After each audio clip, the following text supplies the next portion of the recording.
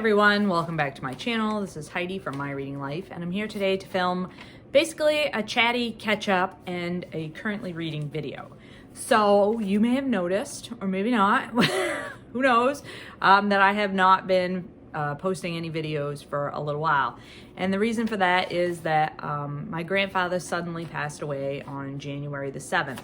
And if you follow me on Instagram, you'll have seen a post about that event. And so that really threw a wrench in my plans and how the first part of my January went. And so I just needed to take some time to work through all of that and get through the service and all the stuff that you have to do when somebody in your family unexpectedly dies.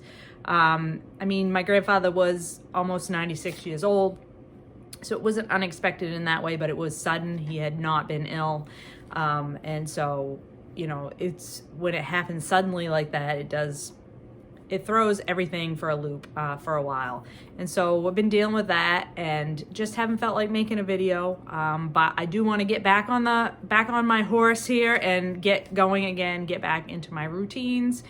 And there were a bunch of videos that I had planned to film, sort of beginning of the year videos, you know, sort of your general, I need to wrap up the books that I read in December. I wanted to film my top reads of 2021. I wanted to do a statistics video on my reading for 2021. I don't know if I'm going to get to those things, to be honest with you. I may not. It depends on my mood and if I feel up to it. So we shall see what I feel like doing as the rest of January happens. The other thing I wanted to address is in my very last video that I filmed, I talked a bit about my recommended reading list for college-bound students that I had received from a teacher back when I was in high school. It's a list I've been reading from ever since high school. I have 2 books left to go on that list to complete the list. And several of you in the comments had asked if that list was available for others to be able to look at and to use. And I have now linked in the discussion section, the notes section underneath that video, I put a link to a Google Drive document that lists all of the books on that recommended reading list. So if that's something that interests you, you can go back to that video and look at the show notes and click on the link and use that list however you would like. So that is a little follow-up there. Also for that video, I will say, just briefly and to the side, I referred to myself as being 47 years old, and I am not. I'm 48 years old. I don't know why. I had a little bit of a brain fart right there. So yes, I am 48 years old, as a matter of fact. And so let's just talk about what I'm currently reading. So one thing that happened was right after my, at the beginning of the month, I was doing really good with reading only 1 or 2 books at a time. I was getting through a lot of books. I was really feeling like I was making good progress on my reading, and then my grandfather passed away, and then my brain just kind of went haywire. And so now I am reading 7 books at once, and I am not making very good progress on any of them, of course, because I have 7 books on the go. And this is something that happens to me when I get sort of off my routine and sort of my brain is not structured enough to keep itself together. And so I got excited about a lot of the different things that I want to accomplish in 2022. And so I just started reading all the books all at once. So one thing I had talked about that I wanted to do in 2022 was to do more rereading. And so for my reread in the month of January, I am reading The Diversity of Life by Edward O. Wilson. Edward O. Wilson passed away in December, and he is a person that is very formative to me in my life. I first read this book when I was in college. It was assigned to me in one of my biology classes, and it, along with some of the classes that I took early on in my college career, sort of changed the course of what I went on to study and what I went on to do in my career. So this is a book that I've been wanting to reread for a long time, and I am rereading this with Doris and our friend Will, who is also a scientist. So very excited to be back into that one again. I love E.O. Wilson's writing. And then from that recommended reading list for college-bound students, I have picked up Jane Eyre. This is one of the 2 books that's left on that list for me to read. This is a book that I told people that I had read for a long time and then realized that I had not read it.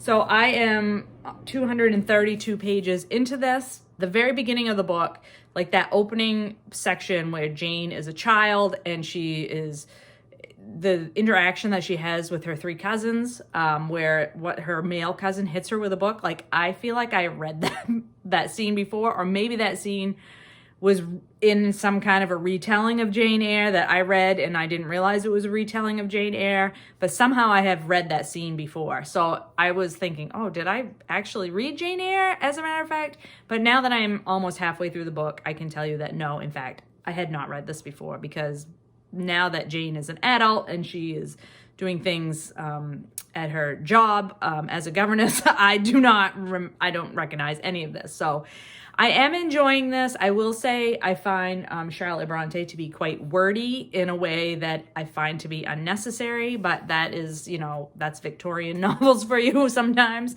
And I also do not see the attraction for Rochester. I will say that as well. Like, he's not romantic to me in any way, so I'm not sure about that. My audiobook right now is Eloquent Rage, A Black Feminist Discovers Her Superpower by Brittany Cooper. That has been on my list of books that I've wanted to get to for a long time, and I am listening to the audiobook through Scribd, and it is very good. She reads it herself, and I'm really, really enjoying it. I'm just not finding much time to listen to audiobooks right now. But that does not reflect the content of the book, which I am very much enjoying. I am also reading as an ebook Wild Swans, Three Daughters of China by Jung Chang, and I picked that nonfiction up because Doris and I read The Good Earth by Pearl Buck the beginning of the month, and we wanted more.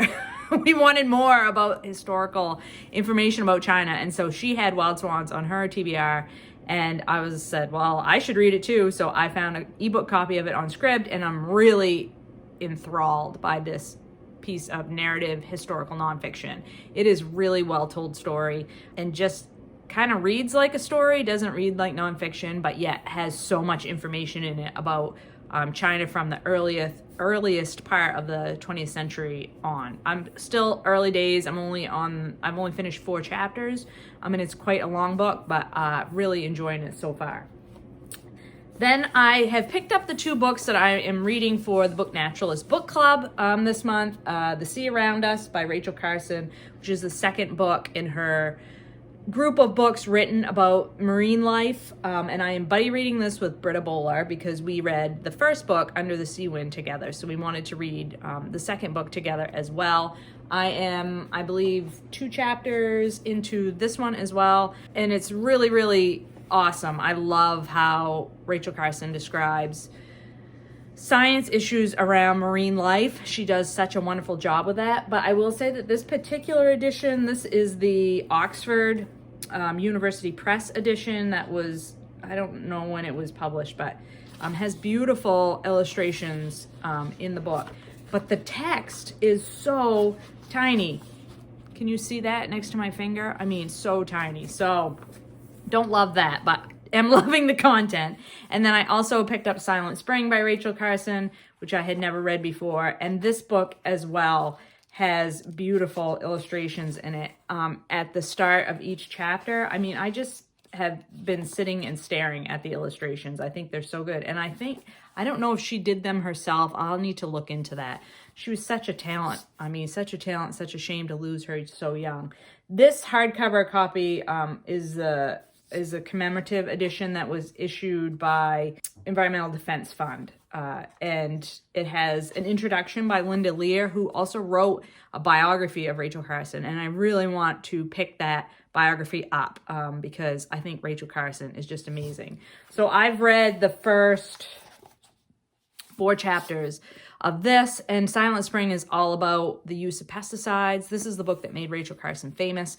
She was writing about the widespread use of pesticides and what that was doing to the environment and to nature and to humans. And it is horrifying, so horrifying. And also, a lot of changes have been made in terms of our use of pesticides and chemicals in the environment, but also a lot has not changed. And that is very enraging. I will say that Rachel Carson can really take complex information and write it in a way that is very accessible, because she writes about like things like bioaccumulation of toxins in tissue, in whether that be human or other animals, and how toxins increase as you go up the food chain. And she does it in such a way that makes it really understandable, I think, very accessible to the public. So yeah, really, I think Rachel Carson's just a genius. Obviously, like, I'm late to the party on that one. And then I just today picked up The Bell Jar by Sylvia Plath. This is a buddy read with Kim over at Middle of Book March. And you may remember that I read Red Comet, the biography of Sylvia Plath, last year for the BookTube Prize, and didn't enjoy my experience. And Kim is a huge fan of Red Comet and also of Sylvia Plath. And I have had this book on my TBR for 7 or 8 years anyway. And so Kim kept asking me if I was going to read it and I should read it. And so I said, let's read it together. And so we're reading it together. And I've read the first 2 chapters just now at lunch. And it is awesome. I mean, the first 2 chapters were really good. So yeah, we have our first check-in tomorrow. I'm filming this on Wednesday, and we will have our first check-in on the first 5 chapters tomorrow. So I don't want to talk too much about it, except to say I was really engaged in the first 2 chapters. I am very interested, and I recognize a lot of things from those first 2 chapters that were discussed in Red Comet. So yeah, looking forward to continuing on with this. So yeah, that's what I'm currently reading, and while it is a lot, I am enjoying everything that is in that list. So, you know, that's not a bad thing. And I guess I'm just gonna ride the wave and see what happens with my reading for the rest of the month. And I do apologize for not having responded to comments on my previous videos. I'm way behind on that. I like to be much more up to date on answering comments. It's just been, you know, it's just been one of those deals where I just have not felt like being social. So that is what it is. And I will hopefully be feeling more up to that in the weeks to come. I hope you are all having a better January than I have been having. And I hope you've been finding some great books to read, and I will talk to you later.